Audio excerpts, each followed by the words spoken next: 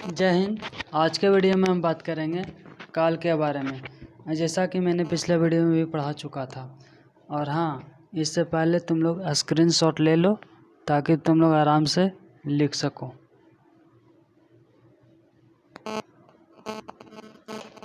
और मुझे पता है कि तुम लोगों ने स्क्रीनशॉट ले लिया होगा। तो अब हम शुरू करते हैं क्लास। तो चूँकि पहले बताया था कि काल तीन प्रकार के होते हैं, वर्तमान काल, भूतकाल और भविष्य काल।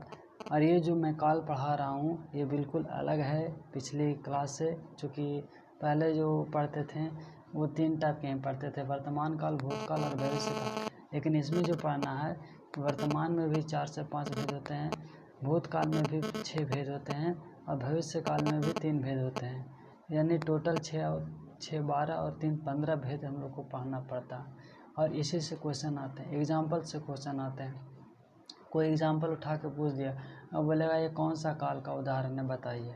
ठीक है, तो हमने पिछली वीडियो में तीनों के बारे में पढ़ चुका था और 3 वो हम इस वीडियो में चर्चा करेंगे।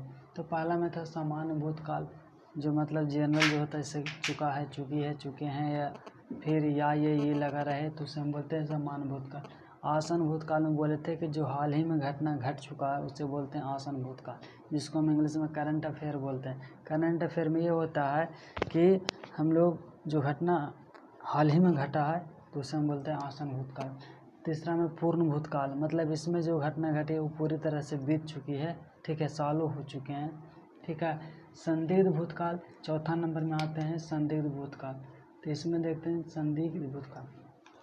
संदिग्ध वर्तमान काल भी हम पढ़ाए थे। तो संदिग्ध का मतलब क्या होता है? शक करना, शक की निगाह से देखना या उस पर संदेह करना। वही चीज़ इसमें भी है, बस उसमें वर्तमान में था तो इसमें पास्ट में हो जाएगा। संदिग्ध भूत की क्रिया से बीते हुए समय में क्रिया की पूर्णता में संदेह रहता है, मतलब वो काम पूरी तरह से हुआ है कि नहीं हुआ है, यही हमको शक रहता है, मतलब संदेह रहता है। एग्जाम्पल में देखो, रीमा ने खाना खा ली होगी। अब जैसे हम यहाँ पर हैं और वो वहाँ पर ही है, ठीक है, तो हम एक तरह से अनुमान लगा रहे हैं कि अब तक लगता है वो खा ली होगी, है ना। यानी कि बीते हुए समय। अब ये मत कहना कि ये तो फ्यूचर वाला है, ये आगे की लगल है, तो नहीं। यहाँ पर सेंटेंस को पढ़ो और उसको समझो।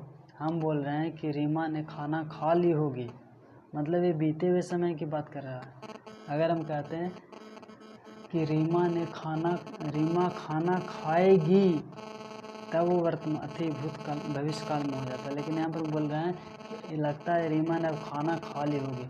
जैसे तुम लोग नहीं बोलते हैं कि वो कोई हॉस्पिटल में चला गया तो हम बोलते हैं ना कि अब तक लगता है कि उसको सुई पड़ गया होगा, यानी मतलब गा आ रहा है। इसका मतलब ये नहीं है कि वो भविष्य में चला जाएगा, वो भी वर्तमान भूतकाल में ही होगा। अब देखो, अब तक चोर पकड़ा गया होगा। कोई चोरी करता है, मान लिया भाग गया घर से, बिहान हुआ या 2 दिन बाद हुआ, तो हम लोग यही अनुमान करते हैं कि अब तक तो लगता है कि पुलिस पकड़ा गया होगा या फिर चोर पकड़ा गया होगा। या फिर अगर कोई हेलमेट पहन कर नहीं जाता है और वो पकड़ा जाता है तो हम लोग कहते हैं कि हेलमेट पहन के नहीं गया है, लगता है कि वो पकड़ा गया होगा। तो यहाँ पर भी क्या आ रहा है? शक की नज़र से देख रहे हैं, मतलब शक कर रहे हैं, संदेह कर रहे हैं।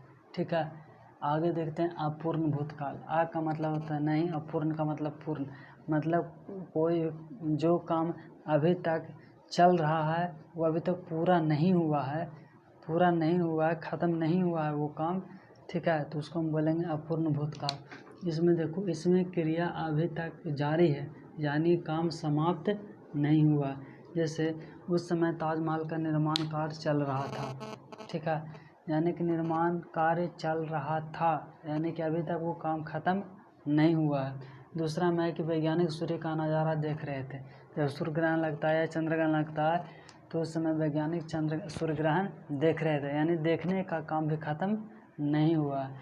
तीसरा एग्जाम्पल में है, टिप टिप बरसा पानी, पानी में आग लगे। तो बात वही है, टिप टिप वर्षा हो रही थी, यानी कि वर्षा होने का मतलब वर्षा जो हो रही है उसका काम अभी ख़त्म नहीं हुआ, अभी भी वो हो रही थी। ठीक है, यानी अभी तक ये वर्षा जो हो रहा है उस पूरा होने का बोध यहाँ पर नहीं करा रहा। और बाकी बचा पानी में आग लगी, तब पानी में भी आग लगती है, क्योंकि जब पानी के ऊपर कोई तेल छिड़ दिया जाता है तो तेल जो होता है ना वो ऊपर हो जाता है पानी के ऊपर, और उस समय जब माचिस तेल जलाते हैं तो तेल जल जाता है, पानी उसी में रह जाता है। ठीक है,